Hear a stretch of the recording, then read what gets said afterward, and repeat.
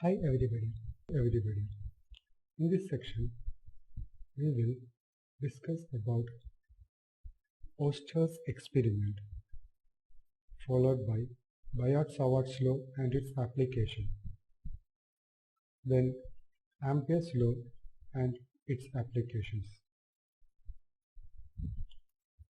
First, let us discuss Oster's experiment. In Oster's experiment, we have a current carrying conductor and a compass needle placed below it. The circuit, when it is closed, a current starts flowing through the conductor and the needle shows a deflection. The significance of this experiment is that Oster's experiment showed experimentally that a current carrying conductor produces a magnetic field. The direction of magnetic field is given by right-hand thumb rule. According to right-hand thumb rule, you hold the conductor in your right hand such that the thumb is in the direction of current. Then the folded fingers shows the direction of magnetic field. If the current is in the upward direction, then the magnetic field will be in the anti-clockwise direction. If the current is in the downward direction, then the magnetic field will be in the clockwise direction. The same is also given by Maxwell's corkscrew rule. Here, if the forward motion of an imaginary right-handed screw is in the direction of current through a linear conductor, then the direction of rotation of screw gives the direction of magnetic lines of force around the conductor. Both the rules are equivalent and it is easy to remember right-hand thumb rule and apply it. Biot-Savart's law. Even though Oster's experiment gives us the direction of magnetic field around a conductor, it does not help us to calculate the magnetic field. That is done by Biot-Savart's law. In Biot-Savart's law, we are able to calculate the magnetic field around a current carrying conductor. Here we have a conductor PQ carrying a current I. AB is a small element of the conductor of length L. O is a point at a distance r from the conductor. According to Biot-Savart's law, the magnetic field at B due to the element dl carrying current I is directly proportional to the current. It is directly proportional to length of the element dl is directly proportional to sine theta, where theta is the angle between the direction of current and the line joining the element dl with the point O, and the magnetic field at B is inversely proportional to square of the distance from dl to the point O. So if you combine these equations, then we get dB is directly proportional to I dl sin theta by r square, or dB is equal to mu 0 by 4 pi I dl sin theta by r square. Here mu 0 by 4 pi is a constant of proportionality and mu 0 is called permeability of free space. The vector form of Biot-Savart's law is given by dB equal to mu 0 by 4 pi I vector dl cross unit vector r divided by r square. Here unit vector r is a vector in the direction of point O from the element dl.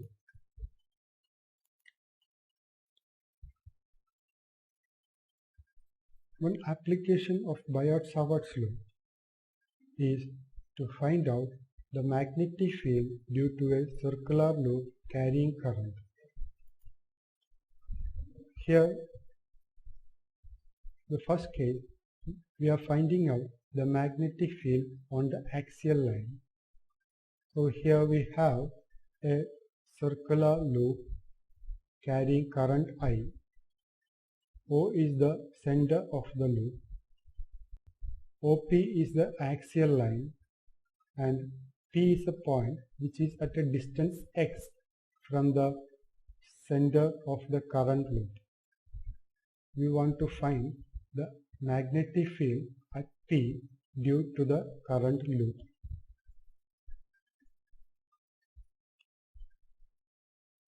For that, first we consider a small element at A of length dl.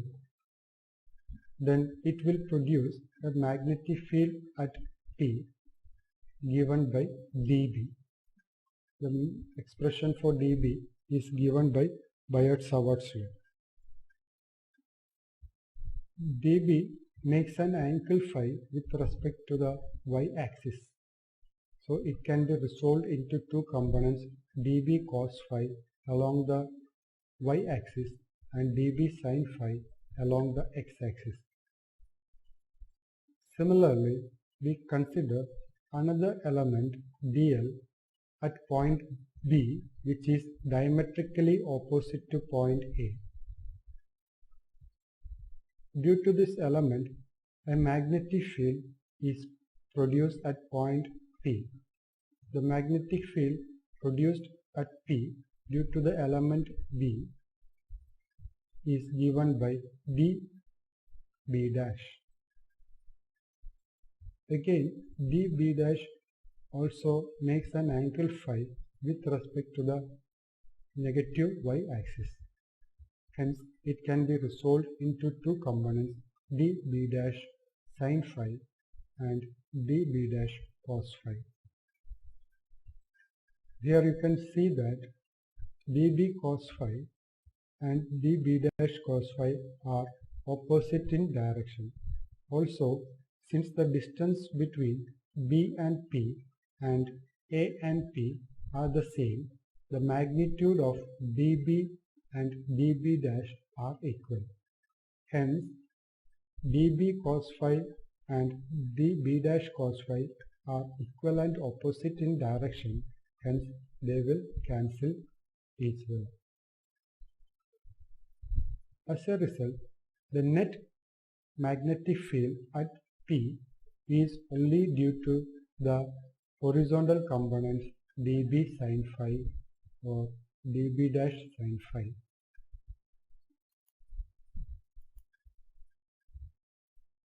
Well, the magnetic field at P due to the current element at A is given by dB equal to mu 0 by 4 pi I dl sin theta by r square. So that gives the expression for dB. Here sin theta is equal to 1 because the element at A and the line joining A and P are perpendicular to each other. Therefore, theta will be 90 and sin theta becomes 1. So dB can be written as mu 0 by 4 pi I dl by r square. The magnetic field at P due to the current element at B is given by dB dash mu 0 by 4 pi I dl by r square.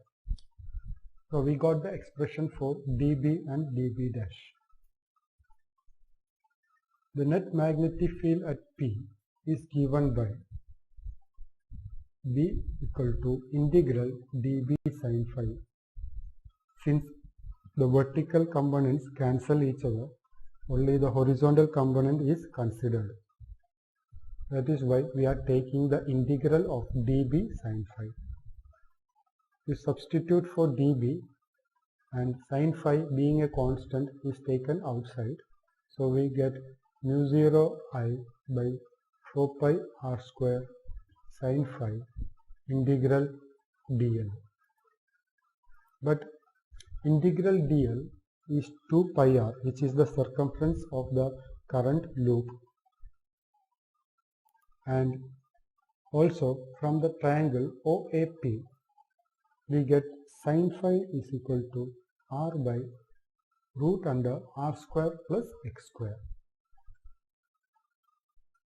Substituting this in the equation above, we get the expression for B like mu 0 into I divided by 4 pi r square plus x square whole square into r by r square plus s square whole raised to 1 by 2 into 2 pi r, which on simplification gives the expression B equal to mu 0 by 4 pi 2 pi r square I divided by r square plus x square whole raised to 3 by 2.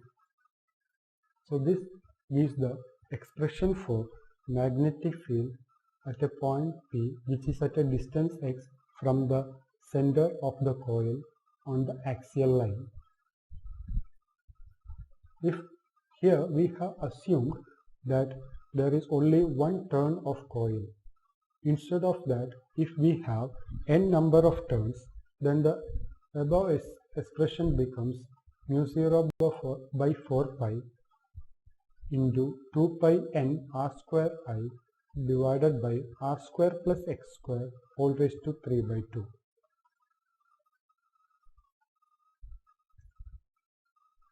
We can find out the magnetic field at the center of the coil by taking x equal to 0, because at the center x will be 0, and substituting for x equal to 0 and simplifying, we get V equal to mu 0 I by 2r.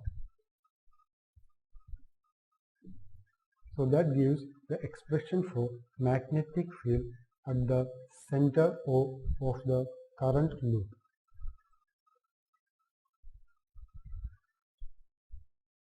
Ampere's circuital law. The Ampere's circuital law states that the line integral of magnetic field around a closed loop is equal to mu 0 times the total current passing through the loop. The mathematical expression for Ampere's law is in closed integral B dot dl is equal to mu 0 into I, where I represents the total current flowing through that loop. Here mu 0 is the relative permeability of free space. Now let us see one application of Ampere's circuital law. The Ampere's circuital law is useful to derive the expression for magnetic field around symmetric distribution of current. So one application that we have to study is magnetic field due to an infinite straight current carrying conductor. Here a conductor is carrying a current I. P is a point which is at a distance r from this conductor. We want to find the magnetic field at point P. For that, we imagine a circular loop passing through the point P with the current carrying conductor as its center. Let B be the magnetic field at point P. The magnetic field will be tangential to this imaginary circular loop. Similarly, if you consider a small element dl at point P, it will also be parallel to the direction of B. So according to Ampere's circuital law, closed integral B dot dl is equal to mu 0 I. We are applying this integral over this imaginary circular loop. So this can be written as closed integral B dl cos theta equal to mu 0 I. Here the angle theta is the angle between B and the element dl. Since they are parallel, cos theta become 1. Therefore, we get the equation integral B dl equal to mu 0 I. Now, the magnetic field at every point on this circular loop is constant because it is at equal distance from the conductor. Therefore, we can take B outside, then B into integral dl equal to mu 0 I. But closed integral dl is equal to 2 pi r, which is the circumference of that circular loop. Therefore, B into 2 pi r equal to mu 0 I, or B equal to mu 0 I by 2r. So this gives the expression for magnetic field at point P, which is at a distance r from an infinite straight current carrying conductor.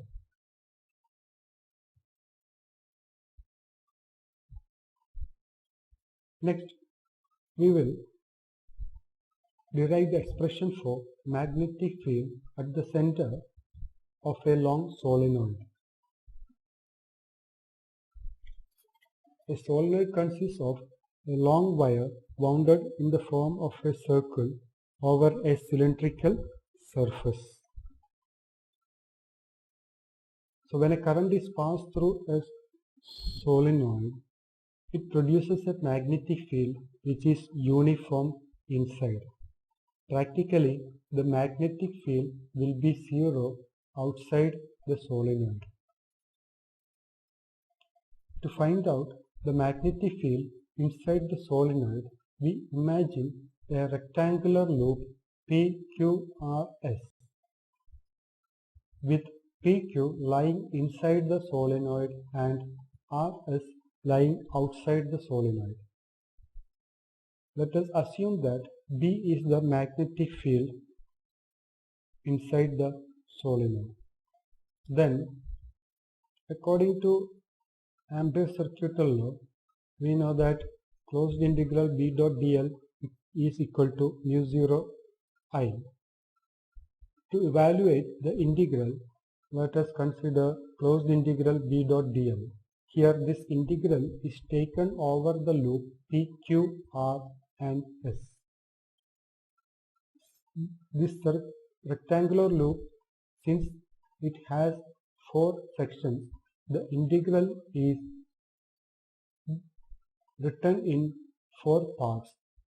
Integral P to Q B dot dl, that is the integral over the length PQ, plus integral QR B dot dl, which is the integral over Q to R, plus integral RS B dot dl, plus integral SP B dot dl. Here, the integral over QR and SP is 0 because the magnetic field is towards the right and the current is flowing in the vertical direction. That means the angle between magnetic field and dl is 90 degree and hence cos 90 is 0. So therefore the second term and the fourth term is 0. What about RS term? This integral RS B dot dl is also 0 because B is 0 outside the solenoid. Hence the remaining term is integral P to Q B dot dl. This can be expanded and written as integral B dl cos 0, because here the magnetic field is in the horizontal direction and the current is flowing in the same direction. Therefore, the angle between B and the element vector dl is 0. Here B being a constant is taken outside, so we get B into integral dl.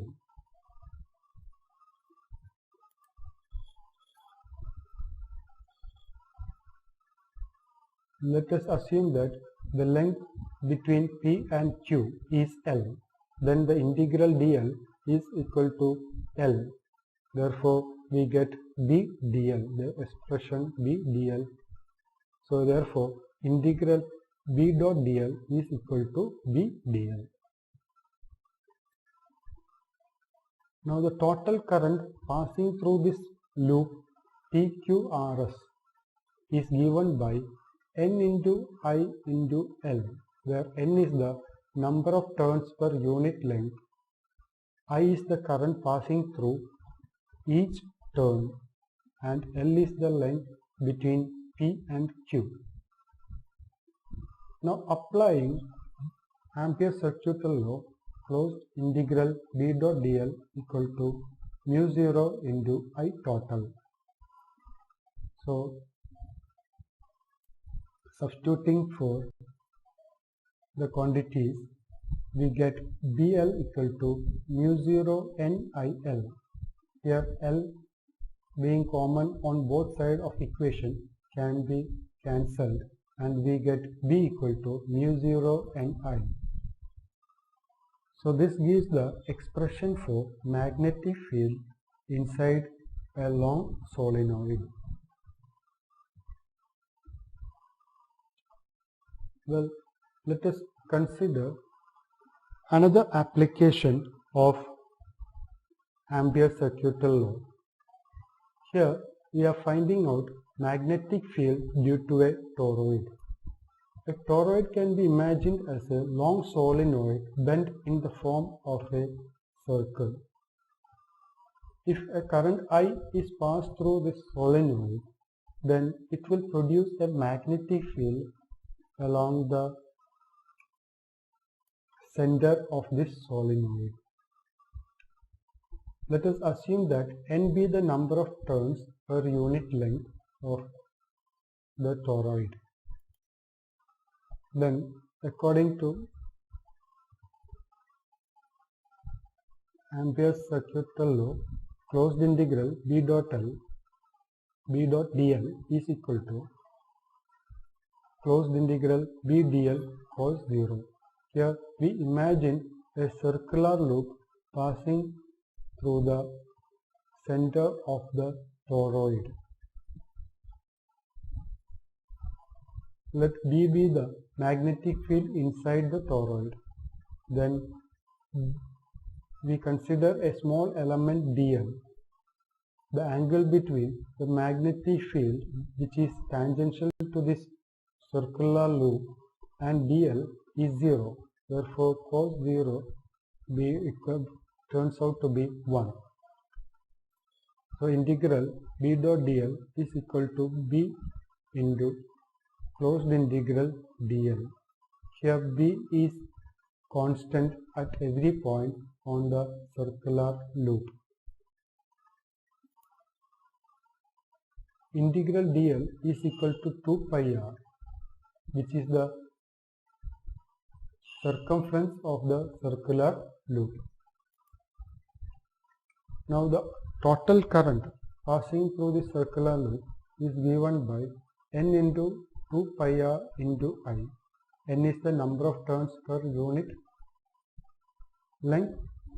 2 pi r is the circumference of this circular loop, and I is the current passing through each turn of the loop. So, applying Ampere's circuital law, closed integral B dot dl is equal to mu 0 I total, and substituting we get B equal to mu 0 Ni. So that gives the expression for magnetic field inside the toroid.